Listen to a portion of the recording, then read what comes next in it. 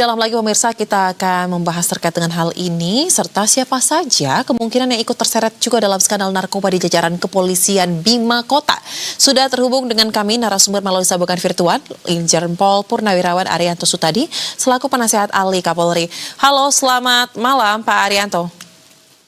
Selamat malam Mbak Sasa. Baik Pak Arianto, sidang etik untuk AKBP Didik sudah selesai digelar dan sudah ada sanksi PTDH, bahkan pasal berlapis juga disematkan atas yang bersangkutan. Jadi Pak, dari pemeriksaan yang sudah dilakukan, sidang juga dilakukan, berarti sudah sah dan terbukti secara meyakinkan ya Pak ya, bahwa memang keterlibatannya dalam persoalan ini mempunyai peran yang penting. Tapi pertanyaannya Pak, kayak yang disampaikan itu kan belum terbukti terkait dengan narkoba itu benar dipakai sendiri atau justru sebagai bandar. Nah, bagaimana tanggapan Anda? Nah, itu kemarin kan beritanya kan beda ya ternyata ya. Kemarin desas-desusnya kan dia kan dibilang minta uang atau apa pada stafnya, kemudian disampaikan kepada bandarnya ngasihkan uang untuk supaya dia bisa beroperasi di wilayahnya. Bunyinya kan begitu ya. Tetapi ternyata tadi setelah diperiksa di dalam, saya tidak ikut ya, tetapi dari keterangan tadi, sepotong tadi yang disampaikan tadi, bahwa ternyata dia itu yang paling utama menyimpan itu kemudian narkoba bekas barang sitaan.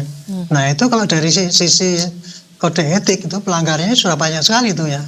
Pelanggarannya adalah bikin cemar nama polisi, kemudian mengkonsumsi narkoba itu juga salah, kemudian menggelapkan barang bukti, kemudian menyimpan dalam jumlah yang besar, dan kemudian ada terima imbalan dan sebagainya, itu sudah bertumpuk-tumpuk itu. Makanya sudah pas sekali tadi kalau dikenakan di PTDH itu, karena itu hukuman yang paling berat di dalam kode etik ya.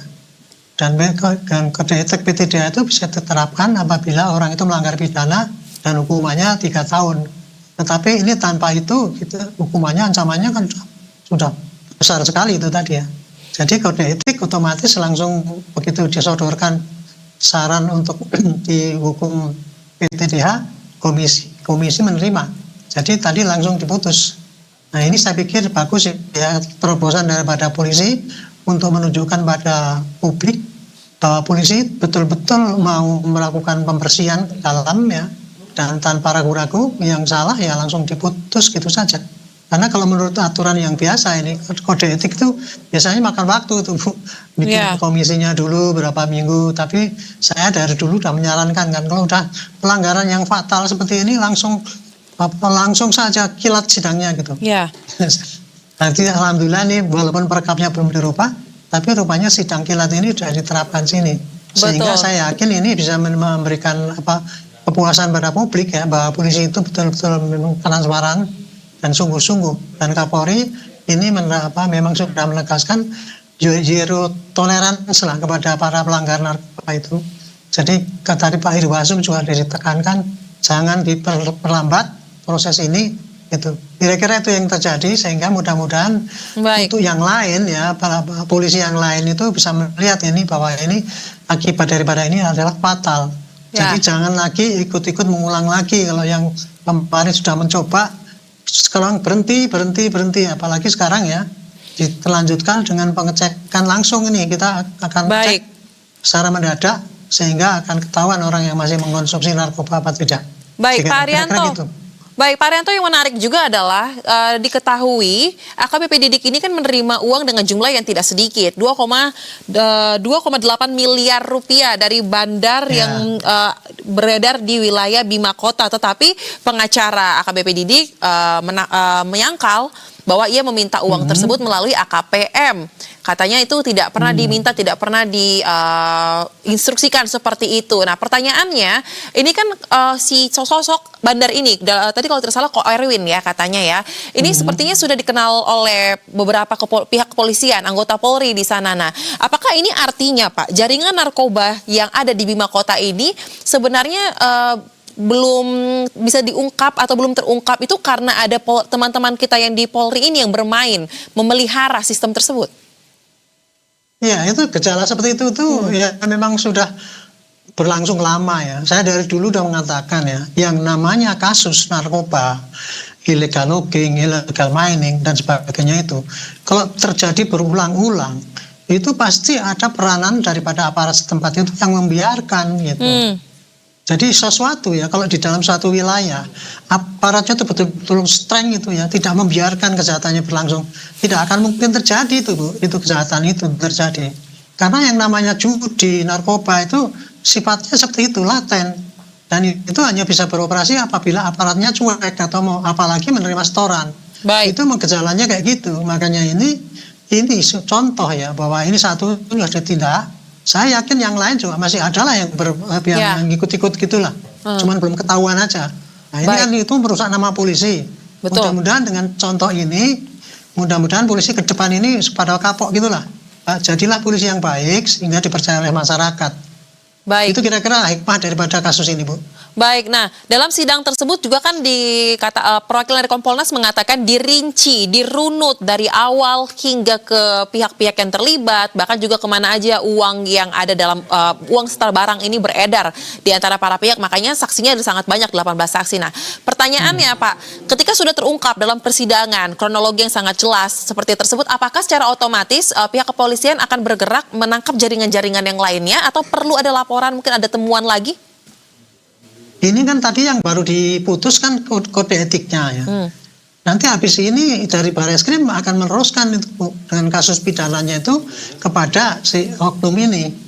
Nah dari situlah nanti penyidik itu akan mendalami kejadian yang sesungguhnya apakah tadi pembelaan daripada advokatnya itu benar atau keterangan daripada stafnya yang dulu mengatakan begitu, itu pasti akan dikejar.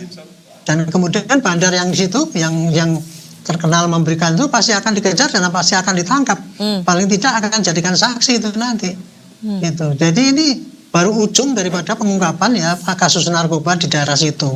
Tapi kelanjutannya adalah untuk kasus narkobanya itu secara pidana kepada ini yang sudah di PT-DA itu akan diteruskan dengan pemeriksaan pidana gitu. Disitulah akan dilihat jaringan-jaringan narkoba itu dikejar terus untuk dari kasus ini ya.